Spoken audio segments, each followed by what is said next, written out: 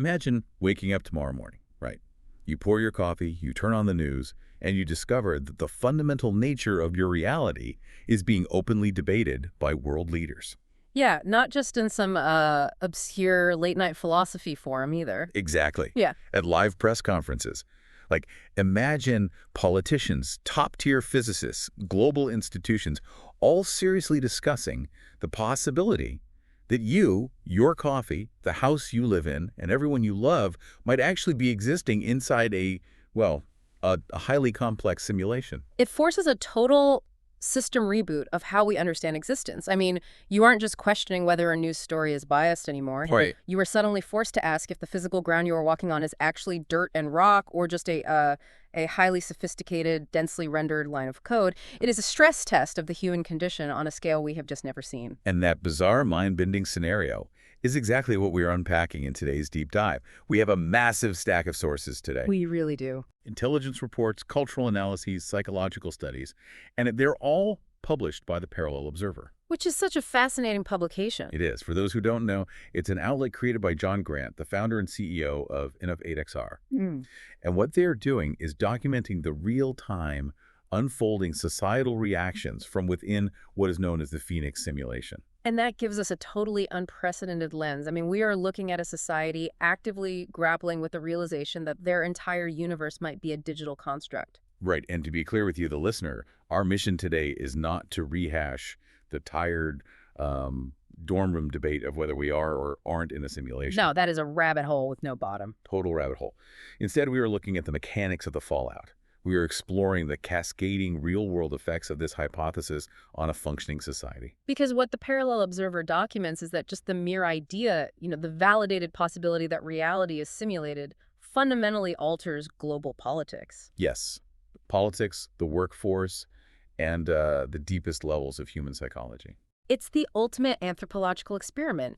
When the foundational bedrock of reality is suddenly looking a bit like quicksand, what actually holds up? Right. We get to see the mechanisms of human adaptability in real time. So let's start with how this actually broke into the mainstream. Because you would think governments would try to, suppress this kind of existential panic. Oh, absolutely. They usually do. But the sources point to a very specific tipping point on June 7th. Politicians and prominent scientists finally stepped up to a podium in Phoenix, and they publicly acknowledged that society needs a collective framework for this simulation controversy. They stopped ignoring the public skepticism. They did. And that public acknowledgement is earth-shattering because it officially validates the uncertainty. It transitions the simulation hypothesis from a fringe thought experiment into a matter of urgent public policy. Wow, yeah. The political class basically had to say, we hear you. We don't have absolute proof either way, but the anomalies are significant enough that we can no longer dismiss the possibility that our environment is constructed. But hold on, let me challenge this a bit. Because when I read that, my first thought was, haven't we already been dealing with this? In what sense? Well, we've had deepfakes, AI-generated news, algorithmic echo chambers. We've been living in an epistemological crisis for years now. So is this simulation panic actually a new problem, or just the same misinformation problem scaled way up? That's a great question, but it is fundamentally different in its mechanics. Deepfakes and AI, they manipulate the narrative layer of reality. Okay. You are arguing over whether a specific video of a politician is real or altered. The simulation hypothesis questions the substrate of reality itself. I didn't put this straight, right? Yeah, it is not just asking if the video is fake.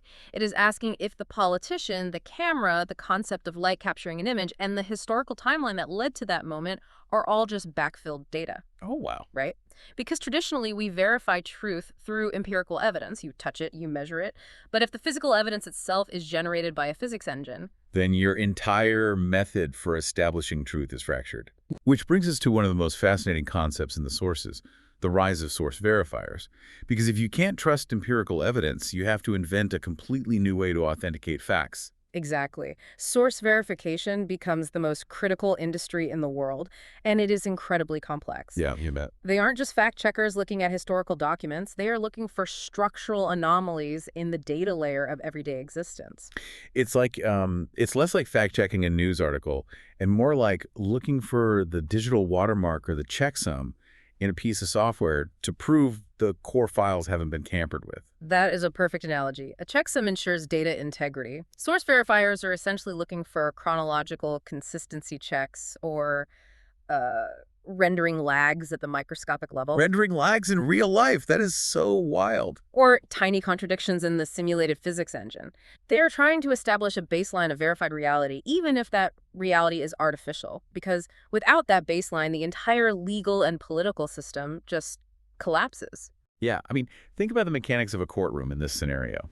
How does a prosecutor prove a crime beyond a reasonable doubt? It becomes nearly impossible. Right. The defense attorney could literally argue that the murder weapon was a rendering glitch, or that the defendant's memory of the event was an unauthorized code override. And that is why this fragility of truth forces citizens to radically rethink their trust in institutions. Every government decree, every scientific study is viewed through this intense lens of skepticism. Yeah, how could it not be? Right. To pass laws or enforce justice, society requires a shared reality. And the sources show that citizens in the Phoenix simulation are demanding unprecedented, localized transparency. What does that look like in practice? They don't just want open government records. They want access to the underlying operational data of their immediate environment. The mechanisms of how we accept truth have to be completely rebuilt around proving data integrity, rather than physical presence. Honestly, the mental bandwidth required just to exist in that society sounds exhausting. Yeah. Trying to navigate a normal Tuesday while actively scanning your environment for rendering glitches, It is deeply exhausting. that has to break a person. Yeah. You would think this existential vertigo would lead to total isolation and mass societal breakdown. The psychological toll is profound. The sources detail a massive spike in what they call existential discomfort. It is a tangible clinical crisis. How does that actually manifest? Are we talking about like depression or something entirely new? It is a deeply unique form of dissociation. The human brain evolved to rely on object permanence and environmental stability. Sure. So when you introduce the validated possibility that the environment is mutable, that it could be paused, altered, or deleted, the nervous system essentially panics. That makes total sense. People experience severe derealization. The old psychological frameworks for processing grief or anxiety completely fail because those frameworks assume a stable physical world. Right, so therapists are just flying blind. Pretty much. Psychologists in the Phoenix simulation are having to invent entirely new therapeutic models that help people find grounding in a world without solid ground. But here's what absolutely shocked me in the data from the parallel observer. The macro level looks like a nightmare, right? Mm-hmm. But when you look at the micro level, the neighborhoods, the local communities, people didn't just curl up in a ball. No, they did. The opposite happened. This is perhaps the most crucial insight in the entire deep dive. In the face of immense, paralyzing uncertainty about the physical world, the social fabric didn't unravel. It actually tightened. Why? I mean, if I think the world is fake, why would I care more about my neighbors? Because of how human beings process trauma.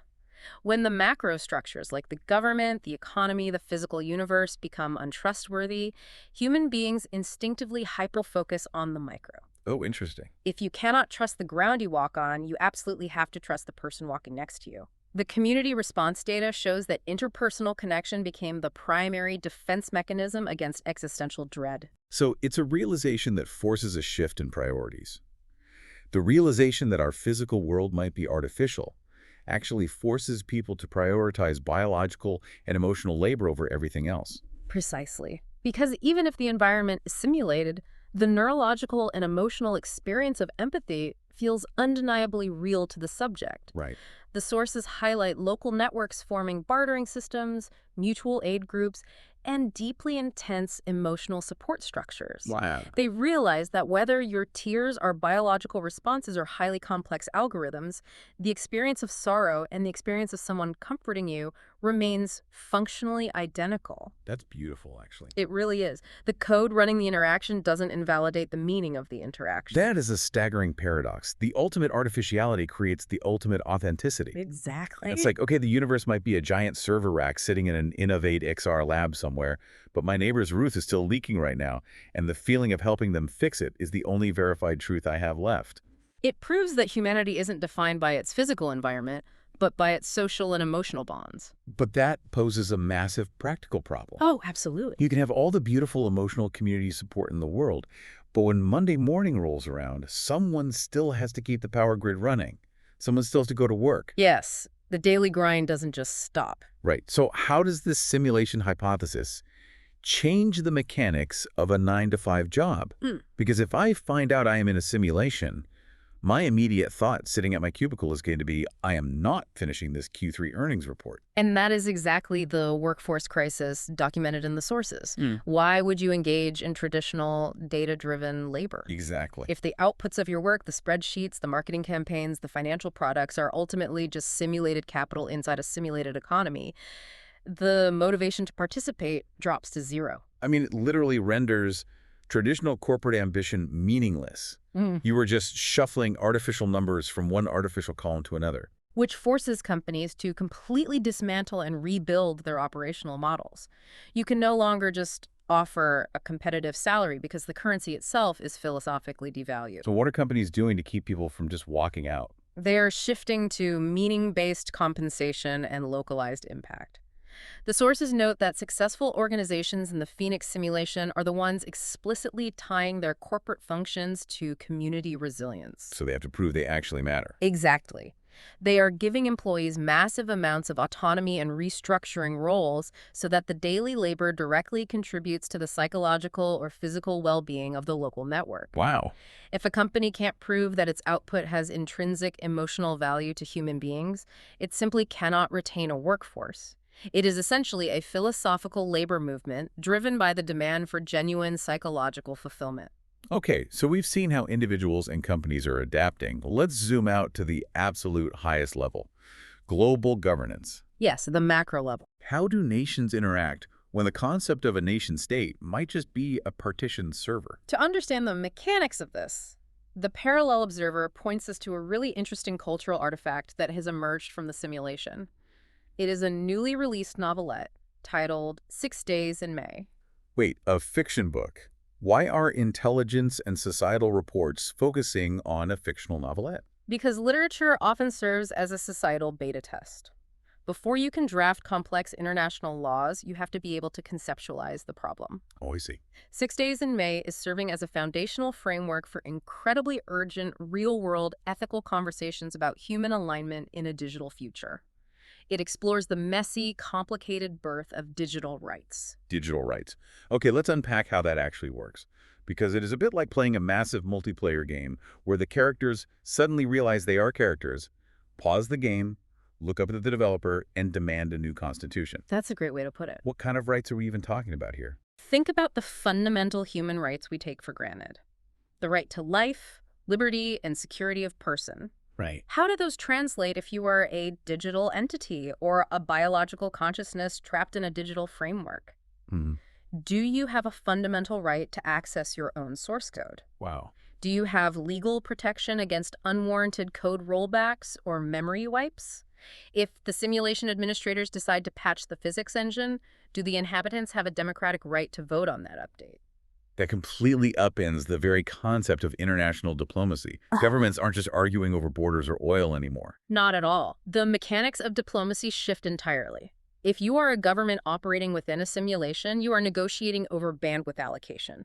You are forming treaties over processing power and server uptime. That is insane. Think about it. If one nation-state is consuming too much computational power and causing rendering lags in a neighboring country, is that considered an act of war? That is wild. The geopolitical leverage completely changes. And it forces a renegotiation of the social contract. Citizens give governments power in exchange for security and stability. But if the government can't guarantee the stability of reality itself, what is the government's role? Yeah, what is the point of them? Exactly. 6 Days in May highlights this delicate balancing act. It shows that even amid these unprecedented reality-breaking conditions, society has to sit down and achieve multilateral agreements. They have to lay down a framework that protects agency and identity, regardless of the substrate those identities exist on. This whole deep dive really reframes everything. When we started, the idea of living in a simulation sounded like a sci-fi horror story. Yeah, it usually does. But looking at all these sources from the Parallel Observer, it's actually an incredible testament to resilience. It absolutely is. Yeah. Because the variables of reality changed, but the human reaction didn't. Let's synthesize this. We looked at the terrifying epistemological crisis. How do you verify truth when empirical evidence is compromised? We saw the emergence of source verifiers looking for digital anomalies just to keep the legal and political systems functional. Right, and then we examine the profound psychological toll, the existential vertigo that shatters traditional mental health frameworks, but we also saw the immediate, powerful counter-reaction. Exactly. The Phoenix data proving that in the face of macro-level uncertainty, people hyper-focus on local, micro-level community. They double down on empathy because biological and emotional connections become the only verifiable truth. Yes. We saw the workforce completely abandon traditional corporate ambition in favor of intrinsic community-driven meaning. And finally, we saw society actively building the architecture for a new era of governance, using literature like 6 Days in May to grapple with the mechanics of digital rights, server-based diplomacy, and the preservation of human agency. Ultimately, what these reports show us is that the medium doesn't dictate the meaning. Whether our reality is a chaotic, physical accident of biology or a highly curated, meticulously coded simulation created by Innovate XR, certain elements of the human condition are unshakable. That is the core takeaway. The drive to seek truth, the instinct to protect one another, and the fierce desire to establish rights and agency, those things don't disappear just because the ground is made of data. The context of reality might be fragile, but the human spirit adapting to that context is remarkably robust. And the narrative in the Phoenix simulation is still unfolding. The sources give us a few indicators of where this is heading next. Oh, really? Like what? Well, we are seeing early discussions about the evolution of healthcare. How do you practice medicine when you have to account for simulated biology and localized code degradation? That's a whole other deep dive right there. Exactly. Furthermore, there is a massive explosion in new phenomena within digital art. Artists, as always, are on the front lines of societal processing. Their new mediums are going to offer us entirely new ways to visualize and understand these massive reality-bending concepts. It is a constantly evolving frontier. It really is. And as we close out this deep dive, I want to turn this directly over to you, the listener. We have spent a lot of time analyzing how global governments adapt, how the workforce shifts, and how communities rally. But I want you to bring this thought experiment into your own living room. Yeah, make it personal. Exactly. If an undeniable, universally verified piece of evidence was released tomorrow morning, absolute proof confirming that your life, your memories, and your environment were indeed a simulation, would you actually change a single thing about how you live your day-to-day life? It's a profound question. It is. If the love you feel for your family, the satisfaction of a hard day's work, and the taste of your morning coffee still feel completely real to your nervous system, does the nature of the code actually matter at all? Think about what really gives your life weight. Until next time, keep questioning and keep exploring.